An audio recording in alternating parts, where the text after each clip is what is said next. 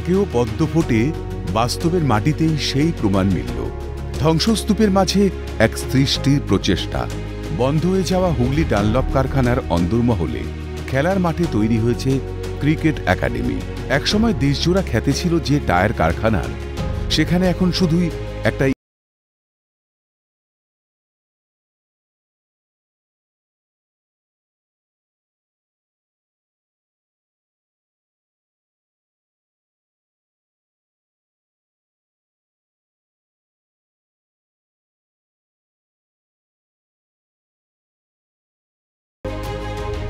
এটা মাঠটা খালি পড়েছিল তো অনেক দিন ধরে, তো এখানের পরিবেশ, এখানকার লোকাল ছেলেরাও হেল্প করেছে। তো আমাদেরও একটা ইনিশিয়েটিভ ছিল, এখানে খেলাধুলার মধ্যে থাকলে মানে এলাকারও ডেভেলপমেন্ট হবে, বাচ্চা কাচ্চারা অন্যদিকে না গিয়ে টাইম ওয়েস্ট না করে একটা বাউন্ডিংসে থাকতে পারবে। ছেলেরা মাঠে আসুক, সবাই লেভেল খেলবে কি খেলবে না এটা তো পরের কথা আছে। মাঠে থাকুক, ফিজিক্যালি ওরা ফিট থাকবে, ওদের নিজের বডি ঠিক থাকবে, মেন্টালিটি ঠিক থাকবে, তার জন্য এটা সব করা হয় কি বাচ্চারা ভালো জায়গা খেলুক।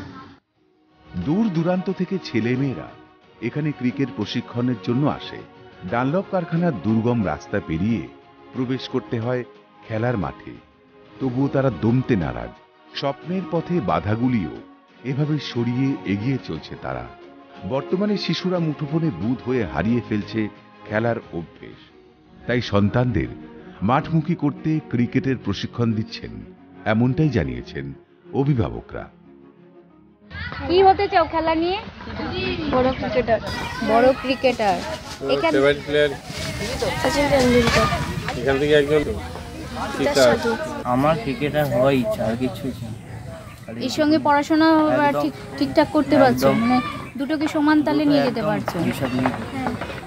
মোবাইলটা যাতে একটু কম হয়, খেলাটা যাতে ইন্টারেস্ট একটু বেশি হয়, ওদের শরীরের পক্ষেও তো ভালো, তার জন্যই এখানে ভর্তি করে। যাতে একটা সাইড কিছু থাকে খেলাধুলাটা, এখানে যোগাযোগটা হলো ডিস্ট্রিক্ট খেলার জন্য চুচুড়া থেকে যেহেতু ও লোকাল এক জায়গায় করতো, প্র্যাকটিস করতো, সেখান থেকে ডিস্ট্রিক্ট খেলার জন্য এখানে রেজিস্ট্রেশন হয় চুচুড়ায়।